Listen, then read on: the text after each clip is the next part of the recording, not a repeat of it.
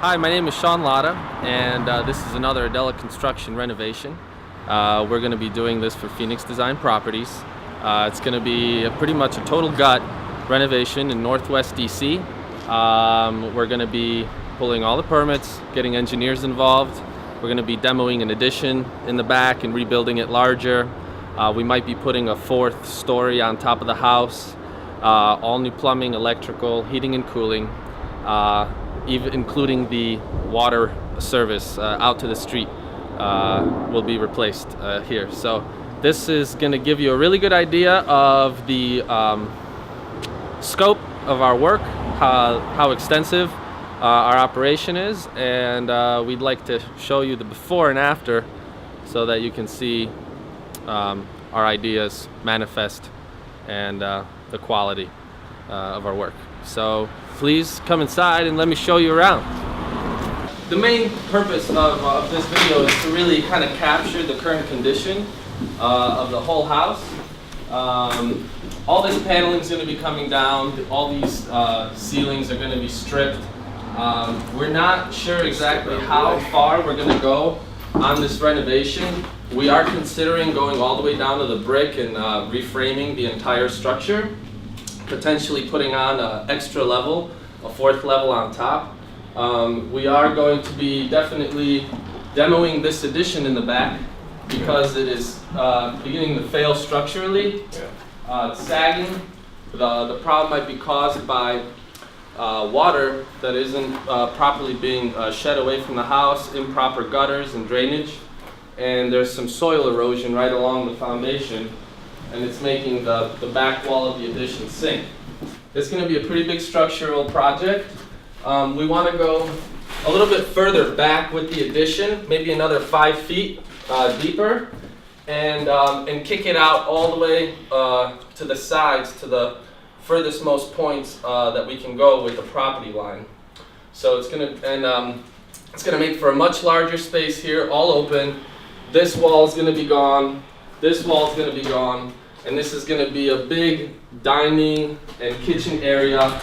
And once again, there's a couple of ideas that we're still tightening up. We're going to be meeting with the architect here later today to discuss options and try to figure out construction numbers because, like I said, this is for investment purposes. So we have to figure out where we'll get the money back and what's going to help us attract a client that we need. So what we might do is actually separate the basement unit into a separate unit, and if we do that, this staircase to the basement would be eliminated, and we'd have a half bathroom here. If we choose to keep the basement as a part of the whole house, then that bathroom is just going to get shifted a little bit. So then you can still go downstairs. So the bathroom is going to get shifted to a little bit to the right. This area here. And then therefore this kitchen is going to get shifted. And then from here all the way to the back of the house is going to be, like I said, the fridge, the double oven, some counter space, and things like that. The whole back wall of the house is going to be glass. We're going to be shooting to get a lot of light into the house on all 3 levels.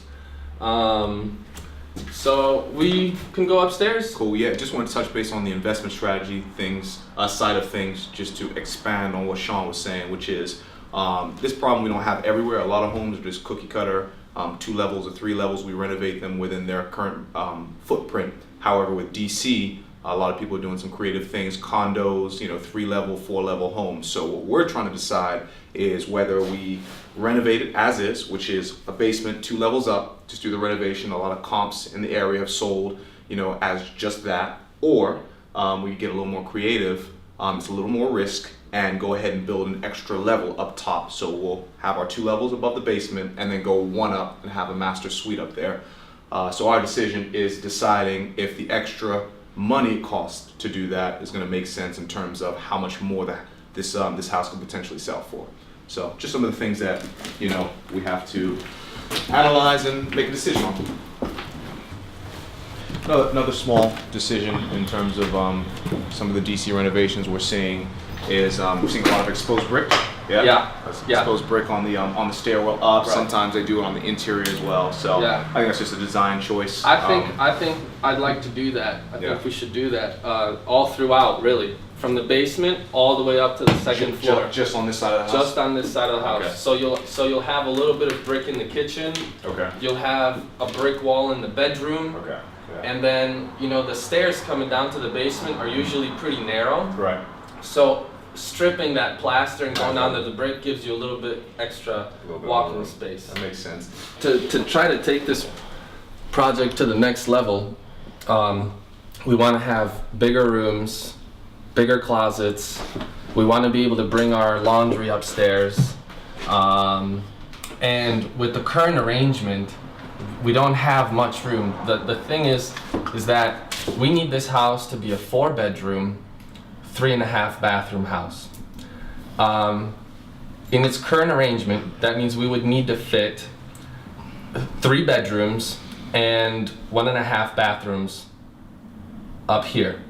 Actually, so it would, two bathrooms. 2 bathrooms up here, right? A master and a Jack and Jill. Yeah. So that makes things really tight, and that was really the beginning for the inspiration to go 1 floor up. Right.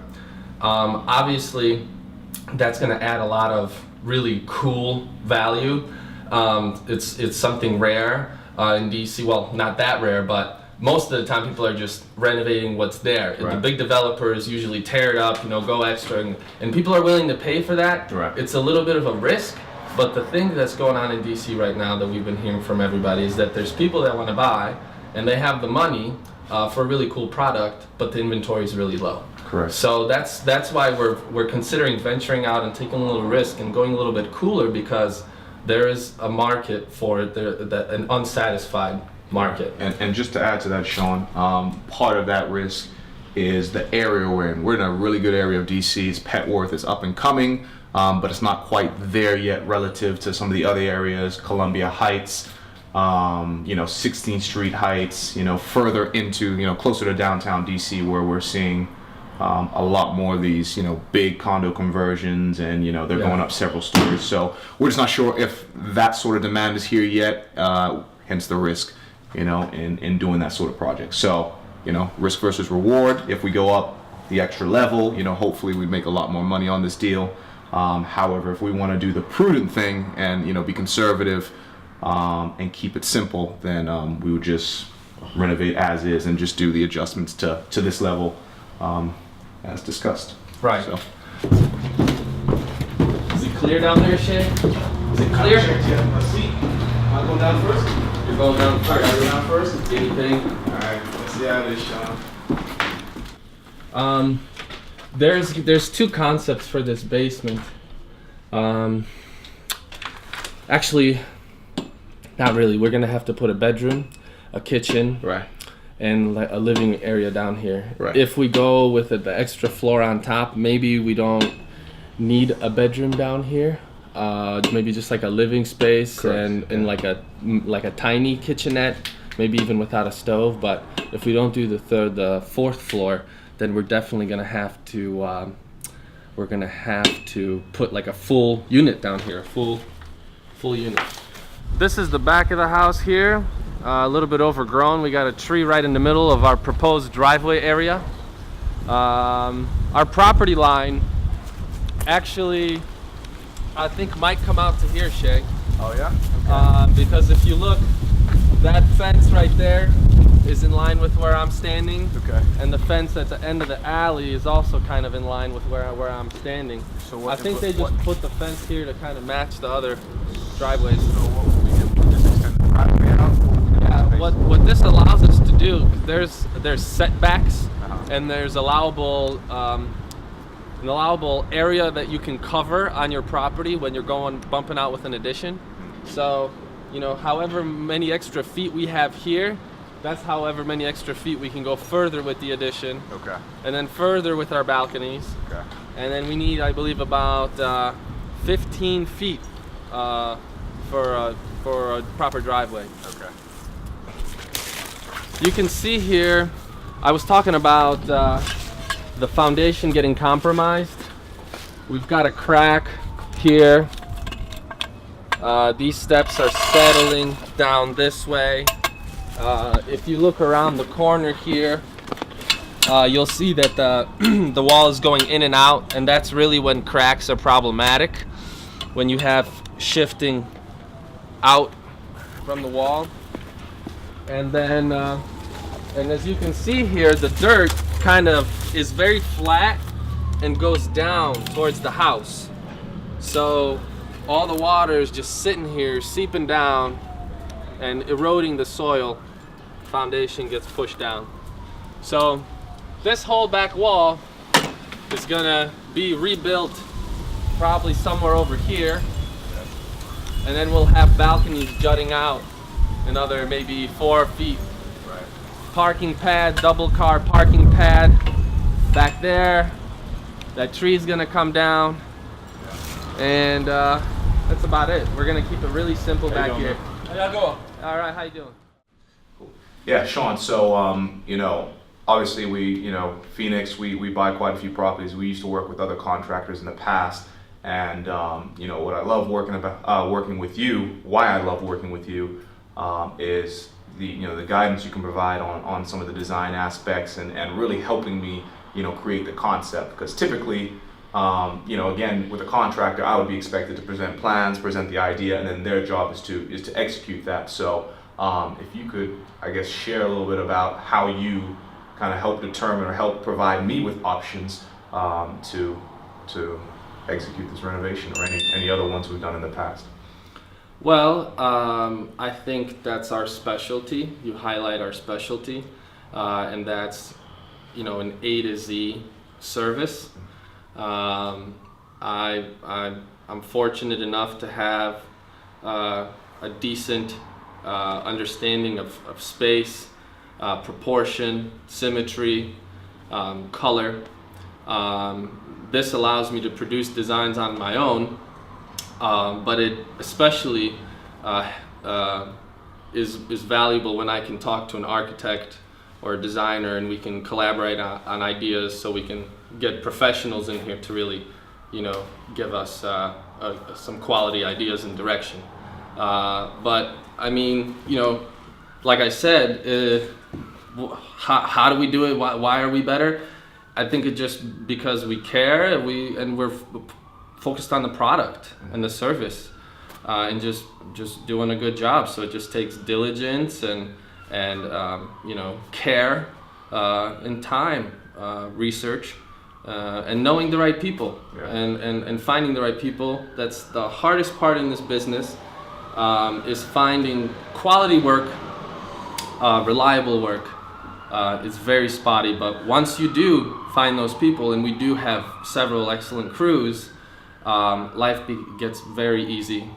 And as we've been discovering, word of mouth travels pretty quickly. Right. And so, it's really just volume and experience, really. Right. Well, as an investor, I can definitely think of several different occasions where we've had a tight budget and we tried to squeeze somebody, or we've gotten a contractor who had the the lowest bid, and often we ran into trouble. Whether it was them finishing the job, or the quality of work being questionable. So I definitely agree with the assessment in terms of you have to find people in business where your philosophies are in tune with each other, and I definitely appreciate a construction company that focuses on value, on quality.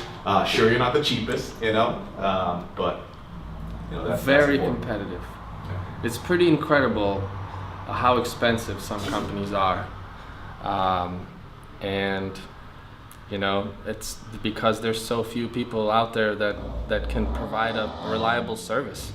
But we're young. And we're looking to grow our customer base, so I think we're very competitively priced, and we definitely give a lot of bang for our buck. And thank you for those kind words, Yeah, of course. Mr. Adela. We'll see that, Sean, in this house. I mean, this is the perfect example.